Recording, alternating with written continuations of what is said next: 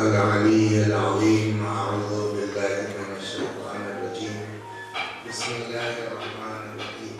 الحمد لله رب العالمين بارئ الخلائق أجمعين باعث الأنبياء والمرسلين، والصلاة والسلام والتحية والإكرام على البشير النذير السراج المنير سيدنا ونبينا وشفيعنا إن شاء الله أبي القاسم محمد.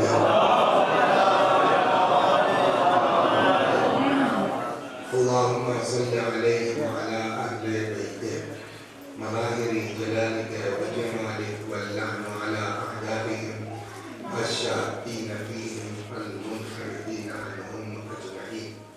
أما بعد، فقد قال الله تبارك وتعالى وقوله الحق: أعوذ بالله من الشيطان الرجيم. بسم الله الرحمن الرحيم. الشعراء يتبعهم الغاوون ألم تروا أنهم في كل واد يهيمون إلا الذين آمنوا وعملوا الصالحات وانتصروا من بعد ما ظلموا. صلوات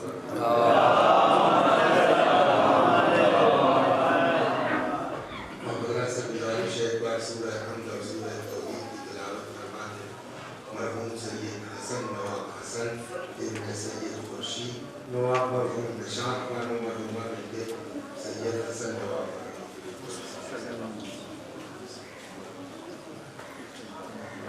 شاعر. تو اب بیٹھے بیٹھے میں نے سوچا کہ اس پر گفتگو نہیں ہوئی تو اسی پر کچھ گفتگو کی جائے. شاعر کیا ہے؟ شریعت میں شاعر کی حیثیت کیا ہے؟ اہل بیت کے نزدیک شعراء کا مرتبہ کیا ہے؟ قرآن نے شاعر کے بارے میں کیا کہا ہے؟ اس لیے کہ ہر سکے کے دو پہلو ہیں. آنکھ بند کر کے ہم جو ہے وہ نہ کسی کی تعریف کر سکتے ہیں اور نہ کسی کی قضا کر سکتے ہیں. تو قرآن نے بھی اچھا، قرآن کا تو آپ دیکھ ہی رہے ہیں کہ وہ اسلام خاص کر کے کبھی دیوار کے ایک طرف پلاسٹر نہیں کرتا، دونوں طرف. پہلے ہوگا وَلَعَصْرِ إِنَّ الْإِنسَانَ لَفِي خُسْرٍ، اس کے بعد آئے گا إِلَّا الَّذِينَ آمَنُوا. دونوں صورت سمجھا. پہلے ہوگا لا الہ، اس کے بعد آئے گا الا. تقریباً شعراء کا بھی حال قرآن نے کسی انداز سے بیان کیا ہے. ہم بہت خوش نہ ہو جائیں کہ ہم شاعر ہیں اور شاعری کا بڑا مرتبہ ہے، اس میں کوئی شک نہیں ہے کہ ہماری ساری مجلسیں دھری کی دھری رہ سکتی ہیں اور شاعر کا ایک شعر اس کی نجات کا سبب ہو سکتا ہے. اور یہ میں اپنی جیب سے نہیں کہہ رہا، روایت موجود ہے کہ من قال فینا بیتا بنى اللہ فی الجنت بیتا. جو ہمارے بارے میں ایک بیت کہے گا، اللہ جنت میں اس کے لیے ایک بیت تیار کرے گا. تو کسی ذاکر کے لیے یہ نہیں ہے. ذکر حسین کا مرتبہ ہے، ذکر اہل بیت کا شرافت میں اپنی جگہ ہے، لیکن جو سٹیک بالکل شعراء کے لیے روایت موجود ہے وہ ہم لوگوں کے لیے روایت نہیں موجود ہے. البتہ اس کے شرائط کیا ہیں وہ ابھی بات آئے گی. صلوات پر لیکن دیکھیں ہر چیز، ایک چیز میں آپ کی خدمت میں اصل گفتگو کے آغاز سے پہلے یہ عرض کر دوں کہ جو دین ہم کو جہاں رکھنا چاہتا ہے، ابھی شعراء کی عظمت اور فضائل پر گفتگو ہوگی انشاءاللہ، لیکن یہ مقدمہ ذہن میں رکھ لیں کہ دین، ایمان، قرآن، اسلام ہم کو آپ کو جہاں رکھنا چاہتا ہے وہ پیچھے. نہ اپنے اعمال پر گھمنڈ کرو، ना रहमत इलाही से मायूस। बीच में इस्लाम रखना चाहता है, उम्मीद और खौफ के दरमियान, खौफ और रजा के दरमियान। और ये जुमला जनाबे लुकमान का है। अपने फर्जंद से उन्होंने फरमाया कि बेटा खफिल्लाह खीफतन, अल्लाह से डरते हो। वलौ जिद्द, अजब जुमला है, वलौ जिद्द बिबिर्रिस सक़लैन, अल्लाह से डरते हो चाहे तुम्हारे अकाउंट में, नामे अमल में जिन्न और इंस के बराबर ही नेकी क्यों ना हो। अजीब है। काहे से डरते हो कि अज़बक, वो तुमको अजाब कर सकता है। वअजुल्लाह रजाअन, और उसके रहमत से उम्मीद लगाए रहो चाहे जिन्न और इंस के बराबर तुम्हारे नामे अमल में गुनाही क्यों ना हो। वो करीब है, रहीम है, वो माफ कर सकता है। तो अब हमारी समझ में आया कि कुरान हमको और दीन हमको बीच में रखना चाहता है। ना अपने अमल पर घमंड करो कि बहुत बड़े शायर हैं, हमारी शान में तो इमाम का ये जुमला है, हमें हमारा तो दीवान का दीवान भरा हुआ है, हमको जन्नत में जाने से कौन रोक सकता है। हम तो साहब जो एक एक दिन में 4-4 महीने पढ़ सकते हैं, 2-4 करोड़ आदमियों को अब तक रुला चुके होंगे। मन बका अल हुसैन अबका व तबाका वजबत लहुल जन्ना, हमको जन्नत में जाने से कौन रोक सकता है।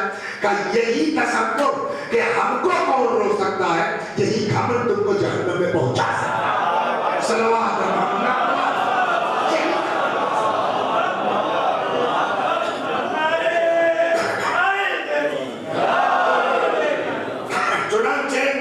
हदीस कहती है, पैगंबर का जुमला इस पूरे मजमे में, इंक्लूडिंग माई सेल्फ, है कोई आदमी जरा हाथ उठा दे कि मैंने जिंदगी में कोई गुनाह नहीं किया है। नहीं है, अगर है तो मासूम न हो जाते हैं। लेकिन ऐसा भी नहीं है कि आप कहिए नामुमकिन। ऐसे आपका अपराध बहुत बुजुर्ग लोग उलमा पास हमारे यहाँ मिल गए, जो कहते हैं करने का भी मौका ऐसे मिल जाए। तो अब बताइए, अगर हमारे इस मजमे में कोई एक आदमी ऐसा आ जाए कि जो ये दावा कर सके और हक बजाने कि मैंने अपनी दानिश में कोई गुनाह नहीं किया, मैंने अपनी दानिश दे दिए किसी को, तो बंद कर देगा, आपसे नहीं होगा, ऐसा ना बाबू दे दिए।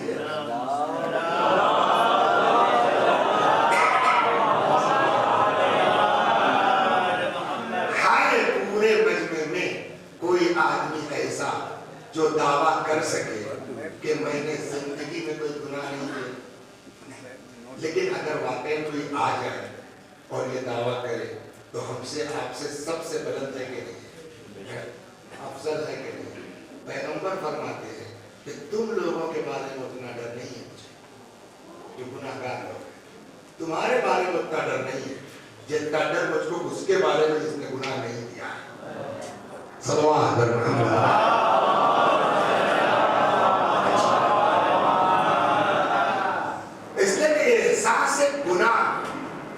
कभी भी इंसान को रहरास पर ला सकता है, हुर की तरह अलैहिस्सलाम बना सकता है, लेकिन तुमसे डर नहीं है।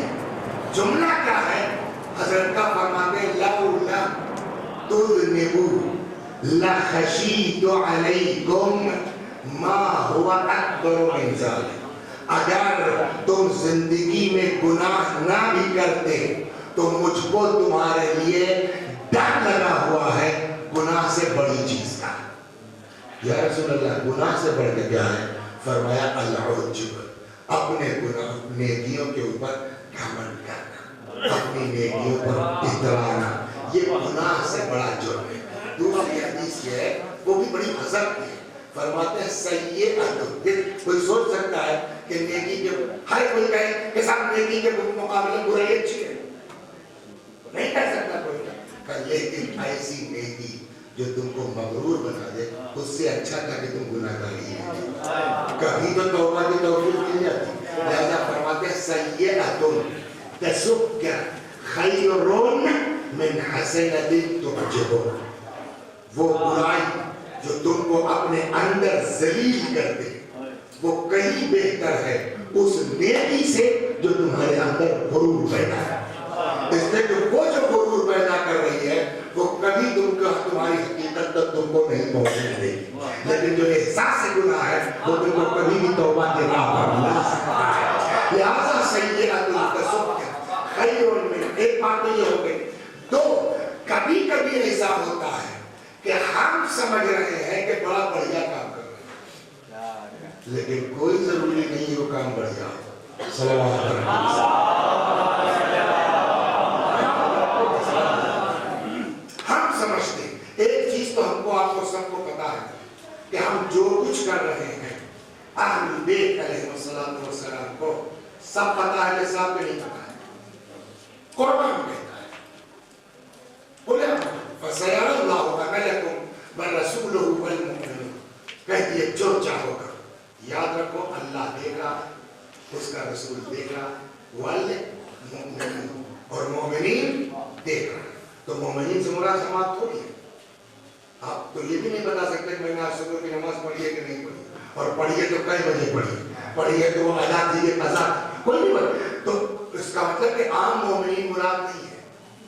ईमान के दर्जा नीचे से क्यों चलते हो, ऊपर से आओ।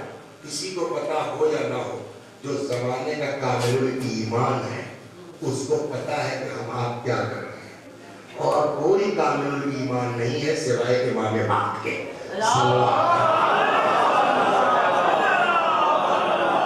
लिहाजा उनको हमारे हर अमल की नौइयत का पता है, नीयत का पता है। अब मैं आऊं अपनी बात पर, फिर वापस आता हूँ इश्वारा के ऊपर कि कोई जरूरी नहीं है। ये जो कुरान कह रहा है ना, वो दीन कह रहा है कि घमंड मत करो, गुरूर मत करो, वो किसको दिया? वो इसी को दिया कि तुम समझ रहे हो कि जो है वो बहुत बढ़िया काम कर रहा है। कुरान में यहसबून अन्नहुम क्या यस्मऊन सुन्ना, ये बढ़िया काम कर रहा है, लेकिन मामला उल्टा है। उसकी एक रिवायत में सुनाता हूं, मिसाल बड़ी आसानी से समझ में आ जाएगी। जिन लोगों का ताल्लुक मेडिकल से है, दवाओं से है, वो मुझसे बेहतर समझते हैं कि बहुत सी दवाएं, खास करके अंग्रेजी दवाओं में है कि वो एक मरज को ठीक करती है, क्यों साइड इफेक्ट दूसरे मरज को वो पैदा करती है। मसलन ये मेटफॉर्मिन है, क्या कहते हैं उसको? मेटफॉर्मिन है, इसका काम क्या है? शुगर को काबू में रखना। लेकिन आप शुगर तो आपके काबू में हो जाएगी, आपका गुर्दा जा सकता है, आपका लीवर जा सकता है, आपकी आंख जा सकती है, हार्ट पर असर हो सकता है। तो समझदार डॉक्टर कौन है? तो जो मेटफॉर्मिन है शुगर डाउन करने के लिए, लेकिन साइड इफेक्ट पर भी तवज्जो रखे, उसके साथ साथ कुछ ऐसा ऐड करे कि मेटफॉर्मिन अपना काम करने न पाए गलत वाला।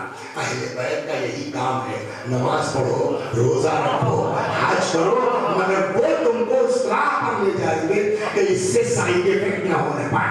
साइड इफेक्ट कैसे होता है नेकी करके वो सुनाता हूं।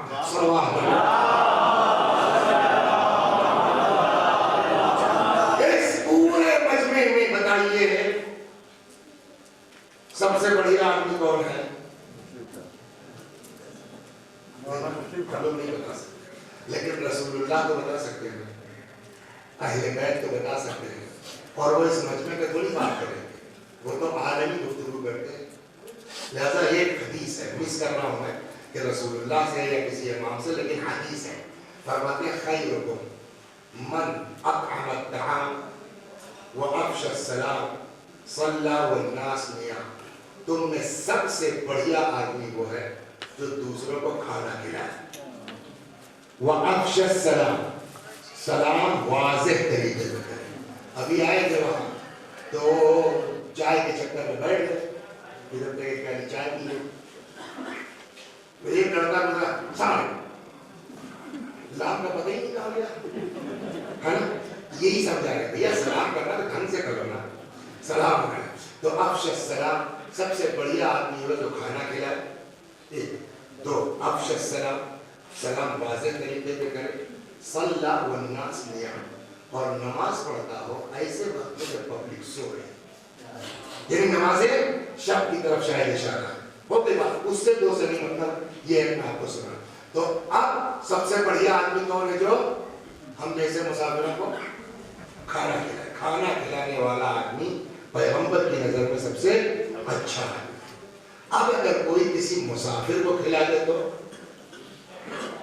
اور ہو جائے گا، مطلب حج پہ جو جا چکے ہیں جیسا آپ کو پتا ہے کہ ساری جو ہے وہ حیثیت وہاں سب کی اپنی اوقات میں آ جاتی، چاہیے کیوں ہوگا بھیڑ بھاڑ میں۔ اس وقت تو ہم نے دیکھا ہے صاحب حج کے موقع پر سمجھیا جو گاڑیوں پر وہ بانٹتے ہیں کبھی کبھی لا کے بریانی، بڑے بڑے لوگ جا کے لائن میں لگ جاتے ہیں کہ وہاں کون پکائے گا، کون زحمت کرے گا۔ تو کھانا کھلانے والا سب سے بڑھیا ہے۔ اب اگر کوئی کسی مسافر کو کھلا دے تو اور مرتبہ ہے۔ اگر کوئی کسی حج کے سفر میں مسافران حج کو کھانا کھلا دے، اس سے بڑی کوئی نیکی ہو سکتی ہے؟ یہ تو آپ کے ذہن میں آ گیا نا۔ اب ایک صلوات کے بعد میں آپ کو روایت سناتا ہوں۔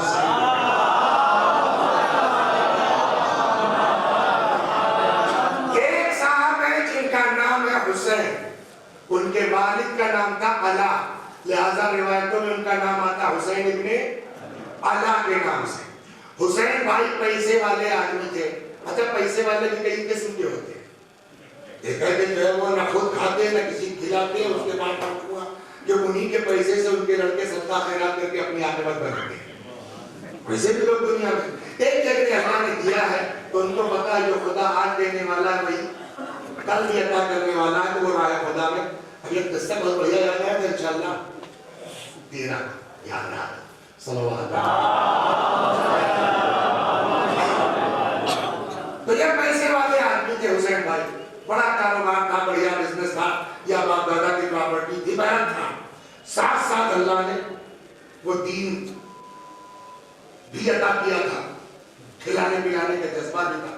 تو انہوں نے کیا کیا کہ جس قافلے کے ساتھ جا رہے تھے، تب آج کی طرح تو تھا نہیں کہ صاحب بیٹھے لکھنؤ میں 4 گھنٹے مدینے پہنچ گئے، 10 دن لگے، 15 دن لگے، 1 مہینہ لگے، جس کی جیسی دوری ہو، گھوڑے سے گدھے سے بچے تو اکیلے چلتے ہوئے تھے، 10-10 20-20 کی ٹولیاں بنا کے چلتے تھے۔ تو یہ کارواں کے ساتھ یہ بھی تھے، تو اب مستقل تو چل نہیں پائے گا، آدمی رکے گا، آرام کرے گا، بھوک لگے گی، کھانا کھائے گا۔ نتیجہ یہ ہوا کہ جہاں قافلہ رکتا تھا اللہ نے نوازا تھا کس کو؟ حسین بھائی۔ یہ پورے کارواں کا قافلے کے کھانے کا انتظام ہو گیا۔ وہ جہاں رکا صاحب فوراً قافلے میں رہا ہوگا صاحب، جانور ذبح ہوا، کھانا تیار ہوا، کھائی۔ آپ بتائیے اس سے بڑا ثواب کوئی ہو سکتا؟ وہ ذہن میں رہے کہ امام کو ہماری نیتوں تک کا پتہ ہے۔ اب صاحب حج ختم ہو گیا، مجھے نہیں معلوم کہ یہ حسین بھائی مدینے کے تھے یا مدینے آ گئے تھے، اس لیے کہ روایت کہتی ہے، 5ویں امام سے ایک روایت ہے بڑی غضب کی، فرماتے ہیں ابدؤوا بمکہ واختموا بنا، اسٹارٹ کرو مکے سے، ختم کرو ہم پار میں۔ یا ایک روایت ہے فرماتے ہیں تمام الحج لقاء الامام، حج کی تکمیل امام سے ملاقات ہے۔ تو ہو سکتا ہے کہ باہر کے رہے ہوں، حج پہ آئے تو حج کی تکمیل کی خاطر مدینے آ گئے، یا مدینے ہی کے رہے ہو، بہرحال حج کر کے پلٹے آئے مدینے۔ تو اب جو روایت کہتی ہے کہ حج کی تکمیل کیا ہے؟ زیارت امام، لقاء امام، یہ پہنچ گئے امام کے پاس۔ زمانہ تھا چھٹے امام کا، صلوات زمانہ تھا چھٹے امام کا۔ تاریخ کا بیان ہے، روایت یہ کہتی گاڑی جو ہے وہ کتاب جو ہے وہ موجود ہے، اس کی کہتی ہے، اس کو آپ کے سامنے کھولا تھا میں نے، کہ جیسے ہی حسین بھائی حضرت کے حجرے میں داخل ہونے لگے، امام نے فرمایا آئیے آئیے تشریف لائیے، مولانا مسلم صاحب آئیے، بڑے بکرے کٹے ہیں اب کی حج کے سفر میں۔ میرے لہجے سے کیا لگ رہا ہے امام کا طرز نا، تو کیا ویڈیو بنا ہے کتاب میں وسیع صاحب کہ آپ تنزیہ طور پہ امام کی جملہ دہرا رہے ہیں؟ آپ کو کہا کہ اس طرز کے لہجے نہیں آتا ہے، لیکن جو جواب دیا ہے حسین نے، اس سے ہم کو یہ لگا کہ یہ تعریف نہیں ہے بلکہ طرز ہے۔ جیسے ہی داخل آئیے تشریف لائیے، بڑے بکرے کٹے ہیں اب کی حج میں، اس سے لگتا ہے کہ امام جو ہے وہ ان کے اس عمل کو اچھا نہیں سمجھ رہے ہیں، اس لیے کہ گھبرا کے حسین بھائی نے جلدی سے صفائی دی، ما اردت الا اللہ، مولا میرا کوئی مقصد اس بریانی پکوانے سے نہیں تھا سوائے خدا کے۔ اس لیے کہ ہم آپ یہی تک محدود ہیں کہ اللہ کے لیے کرو، دکھاوا مت کرو، نام و نمود نہ کرو، ہماری اوقات نہیں تک اس کے آگے سوچ ہی نہیں سکتے۔ صلوات محمد، بڑا مومن ہوگا، بڑا اللہ والا ہوگا، یہی کہ ہم لوگ تھے وہ بھی نہیں ہوگا، کوئی چھوٹا موٹا کام کرنے چاہ آدمی پتہ چل جاتے ہیں، لیکن بڑے مومن ہوئے تب بھی ہماری اوقات کیا ہے؟ بھیا کوئی خوش اور ناراض ہو اس سے بس کہ اللہ کے لیے کرو، ہم اس سے زیادہ سوچ ہی نہیں سکتے۔ امام اس کے آگے کا ایفیکٹ بتا رہے ہیں تمہارے شکل کا، وہ توجہ کرنا۔ آئیے خاصا بڑے بکرے کرتے ہیں اپنی حج کے سفر میں، یہ ڈر گئے، ما اردت الا اللہ، مولا میرا کوئی مقصد نہیں تھا سوائے خدا کے۔ دو آپشن ہے اس میں، جیسا یا حسین جھوٹ بول رہے ہیں یا سچ بول رہے ہیں۔ اگر جھوٹ بول رہے ہیں تو امام کہتے کہ نہ کہتے، کیا میاں مجھ سے چھپاؤ گے؟ میں تمہارے دل کا حال معلوم ہے، دائی سے پیٹ چھپاؤ گے؟ امام نے یہ بات نہیں کہی، اس کا مطلب کیا ہوا کہ وہ صحیح کہہ رہے ہیں تو اللہ کے لیے، تو جب بیچارہ اللہ کے لیے کھلا رہا ہے، کھانا کھلانے کا اتنا ثواب ہے، پھر امام کو اس کے کھانا کھلانے کا اعتراض کیوں ہے؟ بات یہی ہے کہ ہم سمجھتے ہیں کہ بڑا بڑھیا کام کر رہے ہیں، سائیڈ ایفیکٹ پر توجہ نہیں۔ صلوات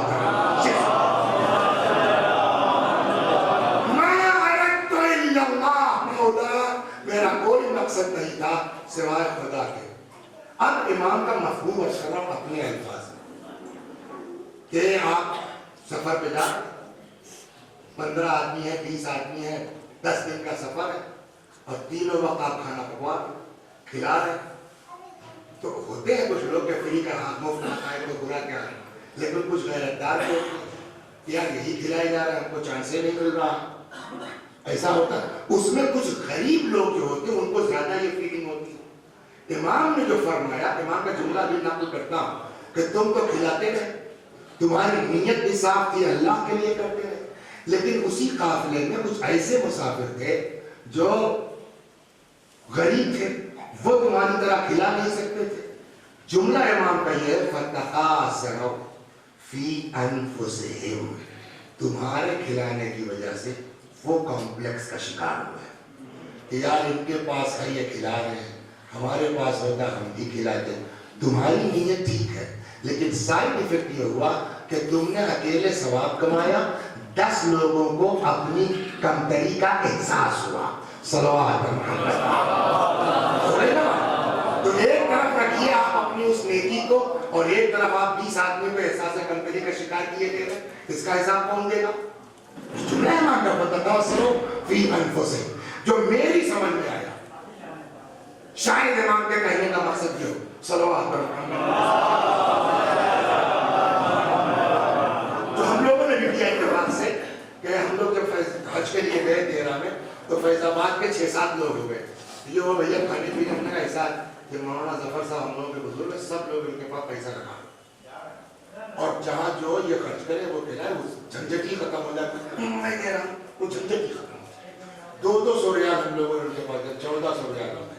اس کی پہلی برکت یہ ہوئی کہ پورا مہینے بھر کا سفر ہو گیا، آخر میں جب ایئرپورٹ پہ پہنچے تو یہ بھائی کچھ پیسے بچ گئے 10-20 ریال کیا ہو، ہم نے کہا اسکرین کھلا دیے، سب کچھ بات ختم ہو گیا۔ ایک تو یہ فائدہ، دوسرے کم میں کام، وہی میرے خیال میں شاید امام کا اشارہ رہا ہو کہ تم اکیلے کھلاتے رہے، ثواب کی نیت تھی تمہارے کوئی، لیکن تمہارے اس کھلانے سے 10 آدمی احساس کمتری کا شکار ہوئے، کمپلیکس کا شکار ہوئے۔ کرنا کیا تھا؟ تم اعلان کر دیتے کہ بھیا آپ لوگ کہاں اکیلے اکیلے انتظام کریں گے، قافلہ ہے 20 لوگ ہیں، چچا میاں کو جو ہے ذمہ دار بنا دیا جاتا ہے، یہی پکوائیں گے کھلائیں گے، آپ لوگ جس کی جو اوقات ہو، کوئی پابندی نہیں، آپ ان کو دے دیجئے۔ تو کوئی 5 پیسہ دیتا، کوئی 10 پیسہ دیتا، کوئی 4 آنا دیتا، سمجھے پورا قافلہ ملا کر کے 1 روپیہ دیتا، اور تم کو اللہ نے نوازا ہے، حسین ابن اللہ تم 99 روپے دے دیتے، لیکن اس کا فائدہ یہ ہوتا کہ جب دسترخوان میں بیٹھتا تو جس نے 5 پیسہ دیا اس کا بھی سینہ چوڑا کا بیٹا، جس نے 10 پیسہ دیا اس کا بھی سینہ چوڑا، کہ میرا بھی پیسہ لگا. اور جس کو ثواب دینا ہے اس کو پتا ہے کہ 1 روپے کس کے ہیں, 99 کس کا. صلوات محمد.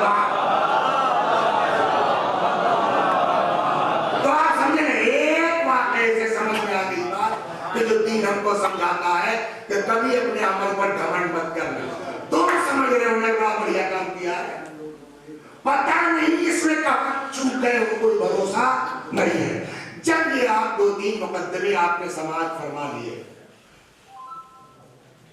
کیا اپنے عمل پر غرور مت کرو, نمبر 1. نمبر 2, کبھی گناہ سے رحمت الہی, گناہ کی بنا پر رحمت الہی سے مایوس نہ ہو, نمبر 2. نمبر 3, کوئی ضروری نہیں ہے کہ جو ہم عمل کر رہے ہیں وہ عمل 100% درست ہی ہو. اب جب یہ ہو گئے تو واپس آئیے, میں نے جو آئے تھے مقدمہ چھوٹا چاہتے تھے, بہرحال 25 منٹ, آدھا گھنٹہ تو بھی پڑھ سکتے ہیں سر.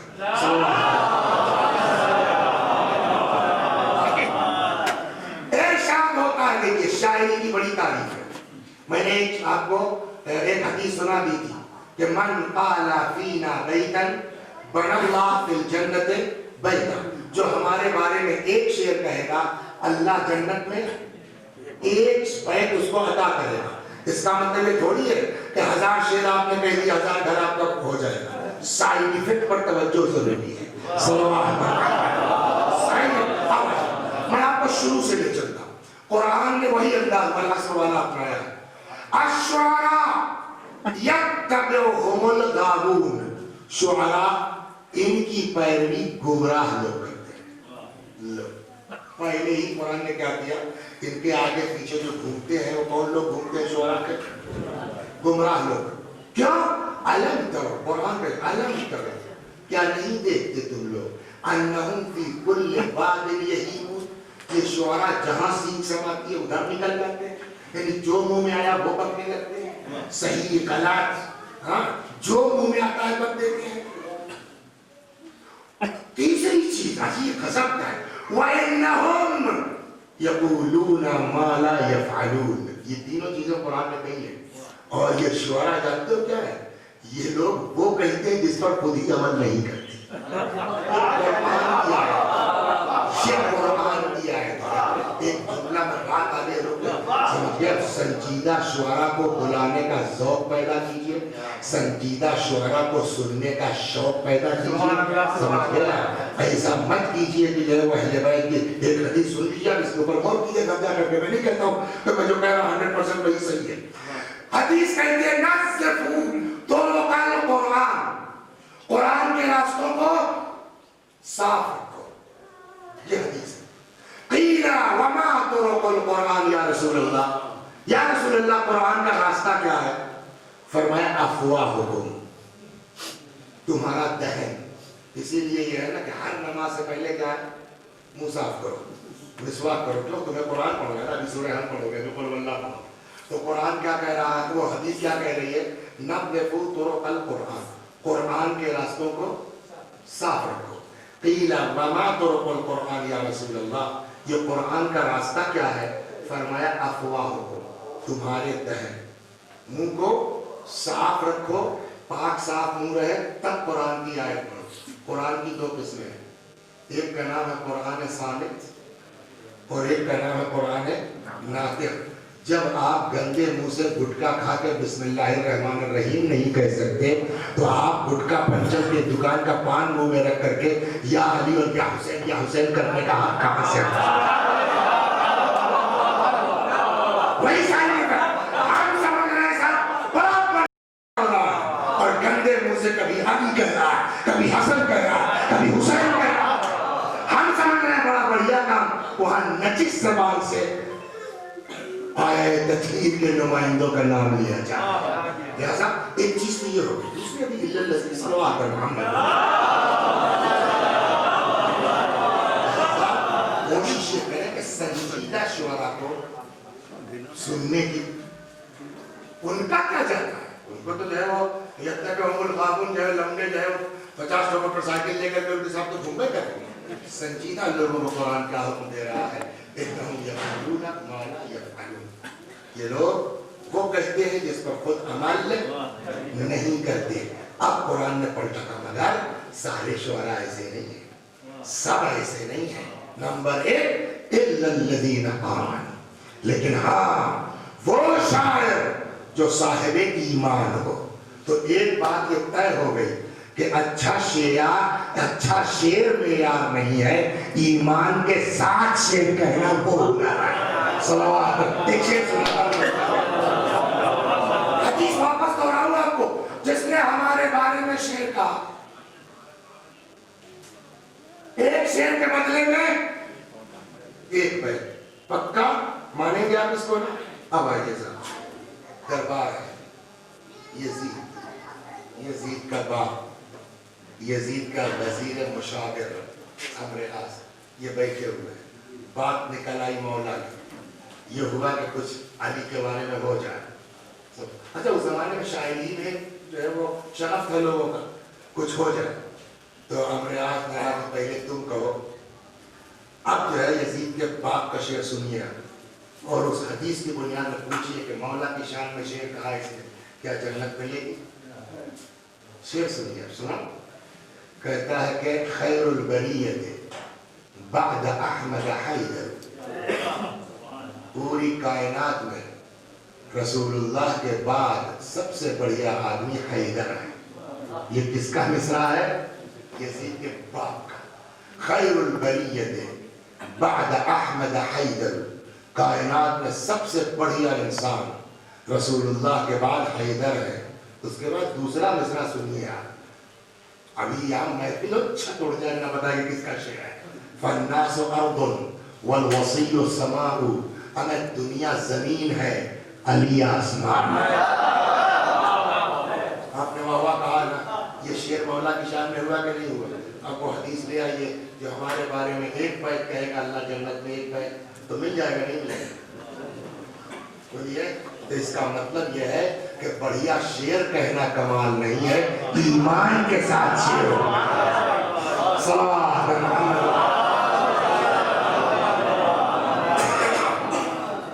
الا الذین آمنوا الشعراء یتبعهم الغاوون, شعراء ان کی پیروی گمراہ کرتے ہیں. الم تروا انہم فی کل واد یہیمون, جہاں سینگ سماتی ہے ادھر نکل جاتے, جو منہ میں آتا ہے بکتے ہیں. وَإِنَّهُمْ يَقُولُونَ مَا لَا يَفْعَلُونَ, یہ وہ لوگ وہ کہتے ہیں جس پر خود عمل نہیں کرتے. إِلَّا الَّذِينَ آمَنُوا, ہاں وہ شاعر جو صاحب ایمان ہو. تو پہلی شرط شاعری کی کیا ہے؟ شعر کہنا کمال نہیں ہے, ایمان کے ساتھ شعر. وَعَمِلُوا الصَّالِحَاتِ, بات صرف یہی نہیں ہے کہ شیعہ گھر میں پیدا ہوئے اور علی کو بلا فضل مانتے ہیں اور علی کو افضل کا انعام مانتے ہیں. بات اس کی نہیں ہے. اس ایمان کے ساتھ ساتھ وَعَمِلُوا الصَّالِحَاتِ, عمل صالح بھی کرتا ہو. مطلب کیا ہوا؟ نماز ایک وقت نہیں پڑھتے, قصیدہ بہت بڑھیا کہتے ہیں, قرآن کہتا ہے ان سے ہم سے کوئی مطلب نہیں ہے. صلوات محمد. میں قرآن کی بات کر رہا ہوں. الذین آمنوا, مگر وہ شعراء جو صاحب ایمان ہے. وعملوا الصالحات, اور نیک عمل کرتے ہیں. لیکن نیک عمل بھی اتنا فائدہ مند نہیں ہے جب تک تیسری شرط نہ ہو. یہی اصل ہے شاعری کا کمال. تیسری شرط قرآن نے کیا لگے تو سن لیجیے, اور اب اس معیار پر ہم اپنے شعراء کو پرکھتے جائیں, تاریخ پڑھتے جائیں کیسے کیسے شاعر گزرے ہیں اور کیا مرتبہ ان کا ہے. کون بڑھیا ہے؟ نمبر 1 مومن ہو, نمبر 2 عمل صالح کرتا ہو. مگر اسی پر قرآن نہیں رکا, تیسری شرط لگائی شاعر کے لیے, وَانْتَصَرُوا مِن بَعْدِ مَا ظُلِمُوا, ہاں وہ شاعر جو مومن ہو, نیک عمل کرتا ہو اور مظلوم کی حمایت میں کھڑا ہو جائے. اب جب یہ شرط آ گئی تو سارے شعراء شاعر ہو جائیں گے. جب تک مظلوم کربلا پر شاعری نہیں ہوگی تب تک شاعر کو شاعر نہیں کہا جائے. صلوات. اور اب سنیے, وَانْتَصَرُوا مِن بَعْدِ مَا ظُلِمُوا, شاعر ہو تو جہاں دیکھو اہل بیت کا ظلم ہو رہا ہے یا کسی پر ظلم ہو رہا ہے, بات تو قرآن نے اہل بیت نہیں کی, مظلوم کی حمایت میں کھڑے ہو جاؤ. جہاں ظلم ہو رہا ہو, اب شاعر کی ذمہ داری ہے واقعی شاعر کہلانا چاہتے ہو ظالم کے خلاف کھڑے ہو جاؤ، مظلوم کے حقائق میں شعر کہو تب تم شاعر ہو. اور یہی ہوا. ہشام نام ہے اس کا، گیا حج پر. سنا ہے بہت مشہور قصہ ہے، ابھی اور آتا ہوں. ہشام حج پہ گیا، جانا چاہتا ہے حجر اسود کو بوسہ دینے کے لیے. زو ہے نا، یہ جھوکا لگتا ہے، قریب پہنچتے پہنچتے دھکا لگتا ہے، پھر واپس. کئی بار اتنے میں امام زین العابدین چوتھے امام چلے حجر اسود کو بوسہ دینے کے لیے، تو ان کے ساتھ تو کوئی لاؤ لشکر نہیں ہے، چلے جا رہے. روایت کا جملہ مجمع کائی کی طرح پھٹتا ہے. گئے آرام سے حجر اسود کو استلام کیا، بوسہ دیا، تو کھلے گا کہ نہیں کھلے گا؟ یہ ابھی خلیفہ نہیں ہوا تھا اس سے پہلے، لیکن پھر بھی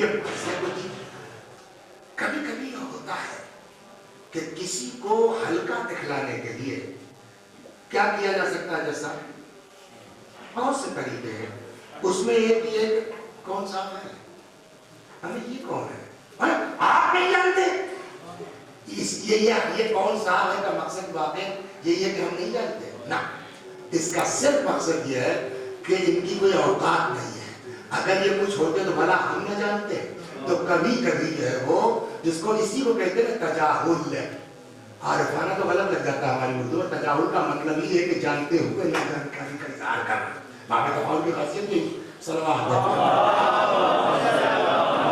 تو کبھی کبھی جو تجاہل ہوتا ہے وہ کسی کو ہلکا نیچا دکھلانے کے لیے.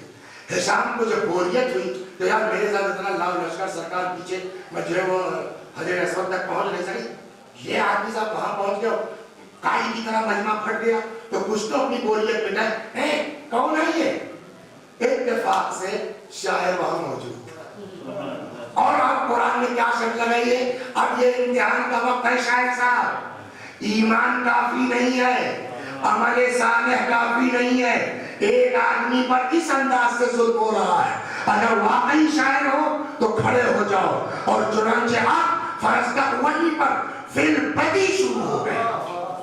هذا الذي تعرف البطحاء وضعته، نہیں جانتے اس کو، یہ وہ ہے جن کو بطحاء پہچانتا ہے. کیا جملہ ہے صاحب، نکتے یہاں دیکھیے. اب شاعری کے واقعی جانتے کس کو کہتے ہیں؟ ریگستان وغیرہ میں سنگریزیں جو چھوٹی چھوٹی کنکریاں جو ہوتی ہیں جو پیروں تلے راؤنڈ ہوتی ہیں، اس کو کہتے ہیں وط. فرزدق نے کیا کہا، اس نے کہا کہ کون ہم نہیں جانتے. فرزدق نے کہا هذا الذي تعرف البطحاء وضعته، ان کو تو بطحا جانتا ہے، اور پیروں تلے راؤنڈ اٹھنے والی کنکریاں تک ان کو پہچانتی ہیں. کچھ سمجھ میں آیا؟ تو اس کا مطلب تم اگر کہہ رہے ہو کہ میں نہیں جانتا تو ان کا کوئی نقصان نہیں ہے، تمہاری اوقات سمجھ میں آ گئی ہے کہ ان کو تو کنکری تک پہچانتی ہے، تم نہیں پہچانتے. العرب يعرفه ومن انکر والعجم، ان کو عرب پہچانتا ہے، جس نے انکار کیا وہ بھی پہچانتا ہے، والعجم، عجب بھی ان کو پہچانتا ہے. نہیں پہچانتے تو بتاتا ہوں میں کون ہے. ان عد اهل التقى كانوا ائمتهم، اگر متقیوں کی گنتی کی جائے تو ان کی گنتی متقیوں میں نہیں. پھر كانوا ائمتهم، ان کا شمار متقیوں کے اماموں میں ہوگا. وَإِن قِيلَ مَنْ خَيْرُ أَهْلِ الْأَرْضِ قِيلَ هُمُ، اور اگر پوچھا جائے کہ زمین پر سب سے بڑھیا آدمی کون ہے تو انہی کا نام لیا جائے گا. اس کے بعد فرماتے ہیں مَا قَالَ لَا قَبْتُ إِلَّا فِي تَشَهُّدِهِ.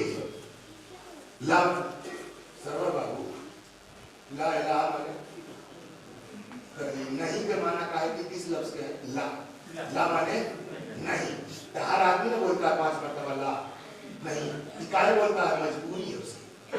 تشہد ہی نہیں ہوگا بلا اللہ بولے، ہے نا، نمازیں نہیں ہوگی بلا اللہ بولے. اسی طرح فرزدق نے اشارہ کیا، کہتا ما قال اللہ قط الا فی تشہدہ. یہ تو ایسے عطا کرنے والے ہیں کہ ان کی زبان پر کبھی لا آیا ہی نہیں سوائے تشہد کے. وہ مجبوری ہے. وَلَوْلَا التَّشَهُّدُ كَانَ اللَّهُ نَعْمُ ان کی مجبوری نہ ہوتی تو زندگی میں ان کی زبان پر کبھی لا آتا ہے صلوات محمد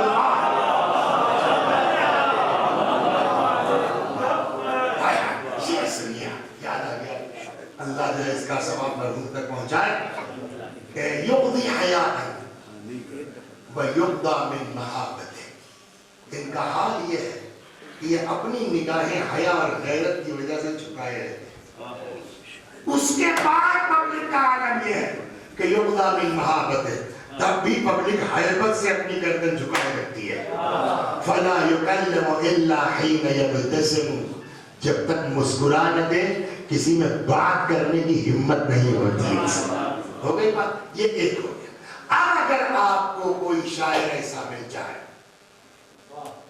آخرت میں کیا ملے گا تو ہو گیا اپنا بھی سن لیجیے اب اگر کوئی آپ کو شاعر ایسا مل جائے کیا نمبر 1 عامل نمبر 2 عمل الصالحات نمبر 3 مظلوم کی حمایت کرنے والا کہ اس پر پورا گھر لٹا دو تب بھی کام ہے صلوات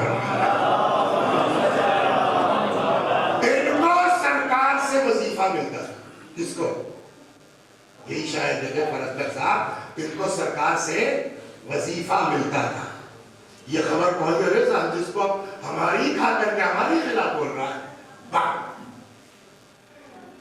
بند کی خبر بعد میں ہے یہ امام کو اطلاع پہنچی کہ صاحب اس واقعے کے بعد فرزدق نے یہ کہا ہے تو جو ان کا وظیفہ تھا 40 سال کا پورا جوڑ کر کے کیلکولیٹ کر کے سمجھ گیا 12 چوکے 48 مہینے کا سمجھ گیا جوڑ کر کے 40 سال کا جتنا ان کا وظیفہ بنتا تھا امام نے ایک ساتھ پورا پیسہ بھجوا دیا فرزدق کے بعد کس کو فرزدق مومن آدمی فرزدق نے لے واپس کر دیا مولا میں نے اس دنیا کے لیے نہیں کہا اللہ کے لیے کہا لیکن دونوں کی ذمہ داری تم کہو اللہ کے لیے تمہاری ذمہ داری کو شاعر کی دنیا ٹھیک کرو صلوات کرنا وہ کہے اور سنا نا آپ کے داستان اور بڑی غضب کی واپس کر دیا امام نے پھر واپس بھجوایا اور یہ کہہ کے بھجوایا کہ اگر مجھ کو پتا ہوتا یہ جملہ سنیے کہ اس سے زیادہ کی ضرورت تم کو پڑ سکتی ہے تو میں اس سے زیادہ بھجوا دیتا پتہ یہ چلا ٹھیک 40 میں سال فرزدق کا انتقال ہو گیا صلوات پوری پینشن یہ شمارا تو نمبر 1 مگر اتنی عظمت کے باوجود کوئی گھمنڈ کیا تو سب چلا کوئی ضروری نہیں ہے کہ آپ بہت بڑھیا شاعر بڑے مومن ہیں تب بھی ڈرتے رہیے کہ کہاں چوک گئے حسین بھائی کی طرح کوئی گارنٹی نہیں ہے وہ احساس کے ساتھ اگر ہے تو شاعر سے بڑا مرتبہ کسی کا کائنات میں نہیں سنیا ایک شاعر ہے جن کا نام ہے کمیت کیا کمیت اسدی یہ زمانہ ہے چوتھے امام کا اتفاق سے زمانہ ہے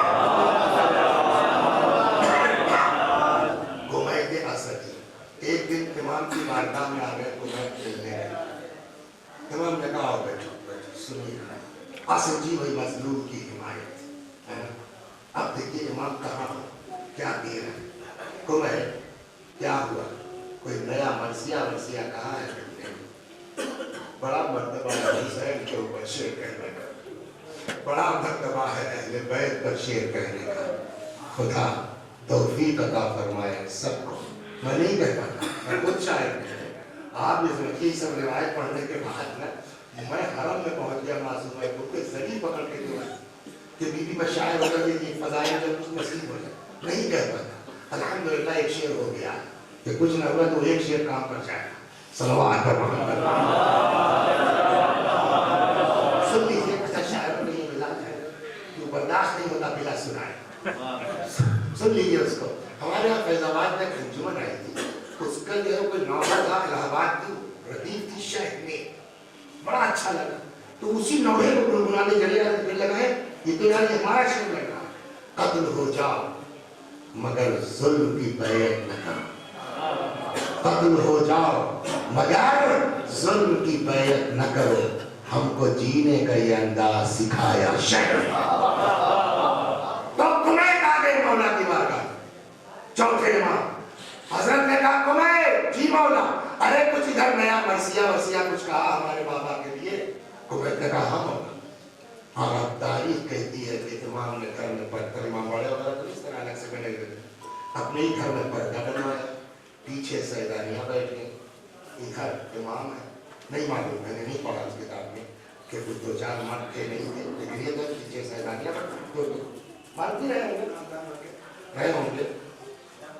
کرسی رکھی گئی, ممبر رکھا گیا, کوئی بلندی ہوئی, بیٹھ گئے. کتنا بڑا مرتبہ شاعر کا ہے, امام نیچے بیٹھے تھے. اسی سے آدمی اندازہ کر لے کہ ہم کو اس عظمت کو آسانی سے نہیں فروغ کرنا چاہیے. امام بیٹھے ہیں اور کمیت آ گئے منبر پر, بلندی پر جہاں, اور انہوں نے مرثیہ پڑھنا شروع کیا. جب مرثیہ ختم ہو گیا, بھیا ہو گیا, تو اب بات آئی کچھ عطا کرنے کی. پہلے لفظ اجرت کہنا تو مناسب نہیں, آج کہہ سکتے ہیں. تو امام کے پاس ایک باغ تھا, امام کے پاس ایک باغ تھا جیسا. امام نے اس کا پیپر نکالا, کہا کمیت اس ایک مرثیہ, کیا ہے دنیا کیا دے گی, ایک مرثیہ کمیت اس کو رکھ لو.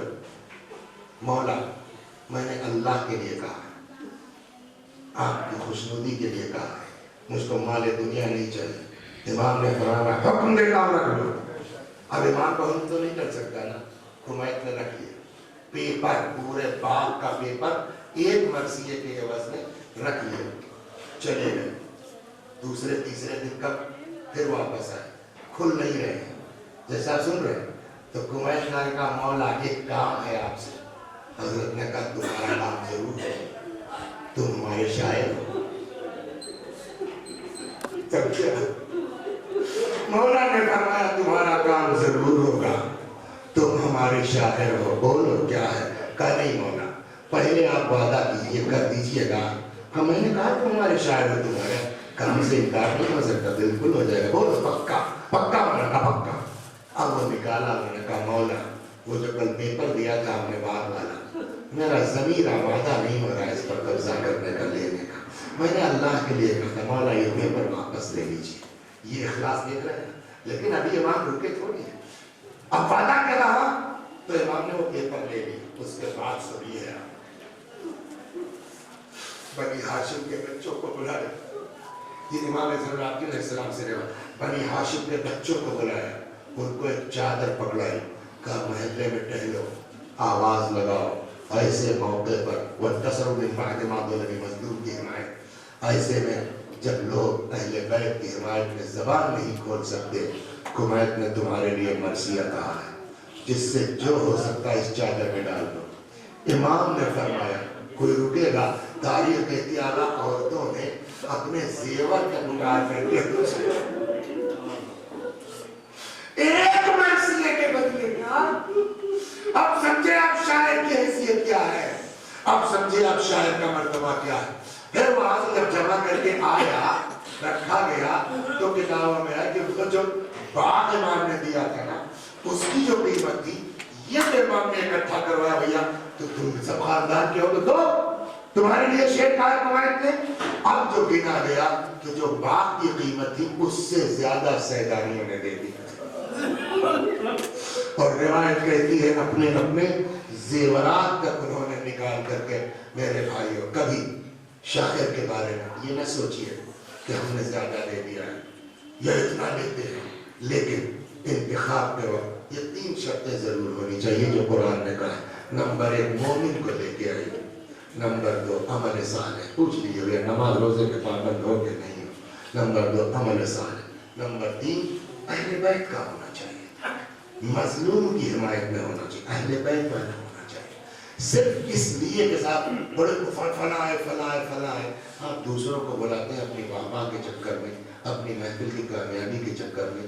سائیڈ ایفیکٹ پر توجہ کر لیجئے کہ ہمارے اس محفل میں اتنا بڑا شاعر بنانے سے امام راضی ہیں کہ نہیں راضی ہیں. 2 چیزیں ہیں, یا تو ہم امام کی خوشنودی کے لیے محفل کر رہے ہیں, یا یہ کہ اپنی انا کی خاطر کر رہے ہیں. اگر امام کی خوشنودی کے لیے ہے تو چھوٹا سا شاعر بھی 3 مصرے پڑھ دے گا، نجات کا سامان ہو جائے گا۔ لاکھ روپے دے کے فلائٹ سے بلا لیجئے گا، مومن نہیں ہے، پرہیزگار نہیں ہے تو آ کر کے نجس زبان سے آپ کے اماموں کا نام لے گا، مجھ کو تو نہیں لگتا کہ آپ کو ثواب مل پائے گا۔ صلوات بس 1:20 میں داخل ہو رہے، چند جملے مسائل کے اور ختم ہو گئے۔ اب شاعری سب سے پہلا مرثیہ کربلا پر کس نے کہا؟ سب سے پہلے یوں تو ہے کربلا میں واقع کربلا کے بعد سب سے پہلے حضرت عباس علیہ السلام، جو میں سمجھوں ہو سکتا ہے آڈیو نہیں ہوا، اس کے بعد سنتے چلے جب داہنا بازو قلم ہو گیا، یہ ہے اِلَّا الَّذِينَ آمَنُوا وَعَمِلُوا الصَّالِحَاتِ، مظلوم کی حمایت۔ اس میں بہت سے لوگ ہوں گے جو شاعری کرتے ہوں گے، آپ بھی ماشاءاللہ شاعری کرتے ہیں، آپ بھی ایک سوال کا جواب دیجئے، انگلی کٹ جائے کسی شاعر کی، زخم ہو جائے، تیس اٹھ رہی، میں پہنچا میرے یہاں محفل ہے، یہ مصرع ذرا اس پر کچھ کہیے، یہ بیچارے بعد میں جواب دیں گے جو ان کے دوست، کیا مولانا آپ کو شرم نہیں آتی، بیچارے کو انگلی کٹ گئی ہے، تیس اٹھ رہی ہے، اس میں دماغ حاضر ہے، شعر کہہ پائے گا؟ انصاف سے بتائیے، آپ کی انگلی کٹ جائے آپ شعر نہیں کہہ سکتے، اور جس کے بازو قلم ہو گئے جس کے بازو قلم ہو گئے اس کا ذہن، لیکن یہ کمال، اور یہ بھی نہیں ایسا شعر ہے نا کہ آپ یہ نہیں کہہ سکتے پرانا شعر تک پڑھنا شروع کیا، ادھر بازو کٹا ادھر کہتے جا رہے ہیں پڑھتے جا رہے ہیں، واللہ اس لیے کہ شعر بتا رہا ہے تازہ، واللہ ان قطعتم یمینی انی احامی ابدا عن دینی، خدا کی قسم اگر تم نے میرا داہنا بازو قلم کر لیا ہے، انی احامی ابدا عن دینی، میں مستقل اپنے دین کی حمایت کرتا رہوں گا، وعن امام صادق الیقین، اس امام کی حمایت کرتا رہوں گا جس پر میرا سچا یقین ہے، نجل النبی طاہر الامین، اس امام کی حمایت کرتا رہوں گا جو اس نبی کی نسل میں ہے، جو طاہر بھی ہے، امام بھی ہے۔ عباس بھی شہید ہو گئے اور اب میرا مولا تنہا ہے، میرا مولا اکیلا ہے۔ روایت کہتی ہے کہ ایک مرتبہ جو در خیمہ پر آئے حضرت ام کلثوم سلام اللہ علیہا علی اصغر کو آغوش میں لے کے آ گئے۔ جو روایت کا جملہ ہے میں وہ آپ کو سنا، آپ نے دیکھا ہے کبھی مچھلی جب پانی سے نکلتی ہے تو دیکھا ہے کیسے پانی نہ ہونے کی وجہ سے بار بار وہ منہ کھولتی ہے اور بند کرتی ہے، یا پرندے گوریا کے بچے گرمیوں میں گھونسلے سے گر جاتے ہیں، پیاسے بچے اور چھپی کھولتے ہیں، یہی جملہ ہے جو روایت میں ہے۔ جناب ام کلثوم حضرت علی اصغر کو لے کے آئی ہے، فرماتی ہیں بھیا اس کو لے کے جاؤ، شاید کسی کو ترس آ جائے، اما ترا کیف یتلذا، اے بھیا دیکھ نہیں رہے ہو کہ کس طرح یہ بچہ پیاس کی شدت سے کبھی منہ کھولتا ہے اور کبھی بند کرتا ہے۔ اللہ اکبر۔ امام نے بچے کو آغوش میں لے لیا، لے کر کے آئے۔ عجب جملہ ہے امام کا اس وقت، دیکھیے جب تک آپ امام کے مزاج کو نہیں سمجھیں گے نا تب تک اس مصیبت کو نہیں محسوس کر پائیں گے۔ مزاج سنا ہو آپ کو، مدینہ ہے، ایک آدمی ایسے مل گیا، اس نے امام سے ہاتھ پھیلا دیا، حضرت گھر لے کر گیا، اندر گئے، جو دینا چاہتے تھے اتنا امام کے پاس نہیں تھا، ابا میں لپیٹا۔ مولانا انصاف سے بتائیے شرم کس کو آنا چاہیے، مانگنے والے کو کہ رضا کرنے والے کو؟ یہ میرا اکلوتا مولا حسین ہے کہ جن کو شرم آتی ہے اس بنا پر کہ کم ہے دے رہا ہوں۔ روایت کہتی حضرت باہر نہیں آئے، دروازے کے پیچھے سے ہاتھ بڑھایا، کہا بھائی اس کو لے لو، مجھے شرم آتی ہے اتنا کم لے کے کیا سامنے آؤں تمہارے۔ وہ آدمی رونے لگا۔ امام نے کہا بھیا میں نے پہلے ہی معذرت کر لی، میرے پاس اس سے زیادہ نہیں تھا۔ وہ کہتا ہے آقا میں کم کی وجہ سے تھوڑی رو رہا ہوں۔ کہا پھر؟ کہا میں یہ سوچ کے رو رہا ہوں کیا اتنا بڑا ہاتھ یہ بھی کبھی مٹی کے نیچے جا سکتا ہے؟ اللہ اکبر۔ مجھے نہیں معلوم میری جہالت کہیے کبھی علم کہیے کہ وہ تھا زندہ کہ مر گیا تھا، کربلا اس نے دیکھی نہیں دیکھی، سنا یا نہیں سنا، لیکن آج اس کی روح سے خطاب کر کے تو ہم آپ کہہ سکتے ہیں نا کہ جس حسین کے لیے تو یہ سوچ رہا تھا کہ جس کو عطا کرنے میں غیرت آ رہی ہو جب وہ بچے کی پیاس سے مجبور ہو کر کے اس امام کو یزیدیوں کے سامنے ہاتھ پھیلانا پڑا ہوگا تو کتنی اذیت ہوئی، لیکن اس وقت بھی امام نے اپنے عزت نفس کا پورا خیال رکھا ہے۔ جانتے کیا جملہ کا سیدھے تھوڑی کہا کہ میں پانی پلا دوں، نہیں، فرماتے ان لم ترحمونی، اگر تم لوگ مجھ پر رحم نہیں کر سکتے۔ اس جملے کا کیا مطلب ہے صاحب کہ اگر مجھ پر رحم نہیں کر سکتے، مطلب پہلے ہی امام فرما رہے ہیں میں تم سے رحم کی بھیک نہیں مانگتا ہوں، مجھ پر رحم نہیں کر سکتے مت کرو، فرحموا، اس بچے پہ رحم کر دو، اس کی ماں کا دودھ خشک ہو گیا ہے، کوئی جواب نہیں۔ جب جواب نہیں آیا امام نے فرمایا بیٹا تم بھی حجت خدا کے فرزند ہو، اپنی حجت تمام کر دو۔ سوکھی ہوئی زبان پکڑائے ہوئے ہونٹوں پر پھرانا شروع کیا۔ اب یہ وہ منظر تھا جس کو دیکھ کے خود یزیدی فوج نے رونا شروع کیا، ڈر گیا ابن سعد، کہیں پلٹ نہ جائے پوری فوج۔ کہتا آئینہ آئینہ کربلا اقطع کلام الحسین، حرملہ کہاں ہے حسین کی بات قطع کر دے۔ تین بھال کا تیر چلے کمان میں جوڑا، سنسناتا ہوا تیر چلا، آگے اصغر کے گلے پہ لگا۔ ہم لوگ پڑھ دیتے کہ اصغر کا گلا چھپ گیا، لیکن عقل سے سوچئے 6 مہینے کے بچہ، اس کی چوڑائی کیا ہوگی گلے کی؟ 3 بھال کا تیر، اس کی چوڑائی کیا ہوگی؟ گلے میں چھید ہوگا، گلے میں سوراخ ہوگا، اسی لیے روایت میں سوراخ کا لفظ نہیں ہے، روایت میں فَذُبِحَ مِنَ الْوَرِيدِ إِلَى الْوَرِيدِ، تیر لگا اصغر اس کان سے اس کان تک ذبح ہو گئے۔ اللہ اکبر، چلو لگا دیا امام نے چہرے کے اوپر، اصغر کے خون کو مل لیا۔ اب یہاں پر جو میں آپ کو آخری بات سنا دوں، امام کا مرثیہ اور بات ختم، بس 2 جملے مسائل کے امام نے جو پڑھا۔ اب آپ سے اگر کوئی سوال کرے کربلا میں سب سے زیادہ کون سی مصیبت پڑی؟ اکبر کی شہادت؟ بے شک۔ قاسم کی شہادت؟ بے شک۔ اصحاب اور حبیب؟ بے شک۔ لیکن سب سے زیادہ مصیبت کون؟ اکبر کی روئے تڑپے سب کچھ ہوا، پاس نہیں۔ کیوں؟ فطرت یہ ہے کہ آدمی پر جب مصیبت آتی ہے صبر کرتا ہے، برداشت کرتا ہے، لیکن جیسے ہی زیادہ ہو جاتا ہے تب آدمی اپنوں کو یاد کرتا ہے۔ کبھی غور فرمایا آپ نے، عباس شہید ہو گئے، حسین نے آپ کو یاد نہیں کیا، اکبر کی لاش پر تڑپے، حسین نے آپ کو یاد نہیں کیا، لیکن یہ پھول سا بچہ جب اس کے گلے پر تیر پڑا ہے تو پھر امام نے مرثیہ پڑھنا شروع کیا۔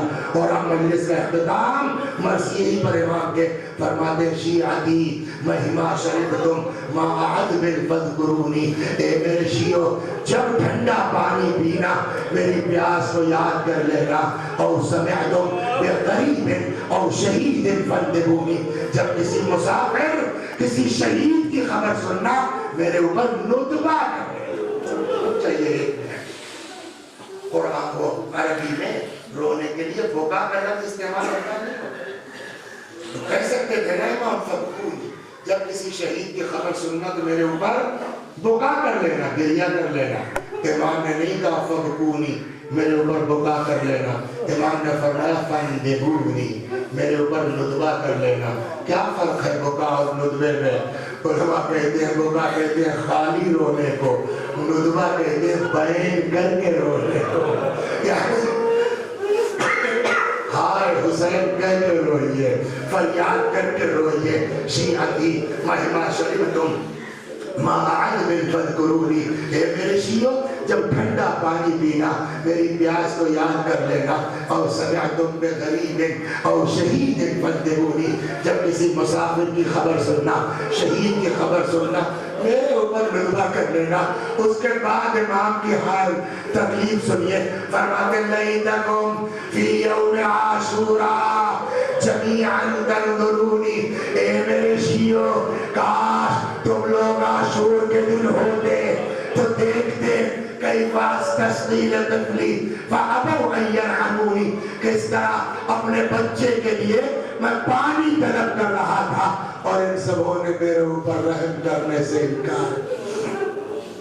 وَسَيَعْلَمُ الَّذِينَ ظَلَمُوا الذي ينقلب إنا لله وإنا إليه راجعون. میں بھی پڑھتا ہوں میرے ساتھ آپ بھی دہرائیے مرحومین کے رسالے ثواب کی نیت سے. اللهم صل على محمد وآل محمد. اللهم صل على محمد وآل محمد. اللهم صل على محمد وآل محمد. أعوذ بالله من الشيطان الرجيم. بسم الله الرحمن الرحيم. الحمد لله رب العالمين الرحمن الرحيم مالك يوم الدين. إياك نعبد وإياك نستعين. اهدنا الصراط المستقيم صراط الذين أنعمت عليهم غير المغضوب عليهم ولا الضالين. بسم الله الرحمن الرحيم. قل هو الله أحد الله الصمد لم يلد ولم يولد ولم يكن له كفوا أحد. بسم الله الرحمن الرحيم. قل هو الله أحد الله الصمد لم يلد ولم يولد ولم يكن له كفوا أحد. بسم الله الرحمن الرحيم. قل هو الله أحد الله الصمد لم يلد ولم يولد ولم يكن له كفوا أحد. كذلك الله ربي صدق الله العلي العظيم. اللهم صل على محمد وآل محمد. اللهم صل على محمد وآل محمد. اللهم صل على محمد وآل محمد وعجل فرجهم واحشرنا معهم.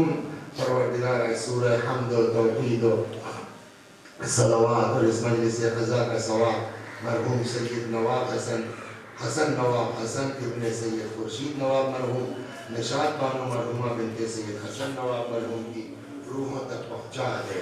ان کے گناہوں کو بخش دے. جوار معصومین میں جگہ کرامت فرما.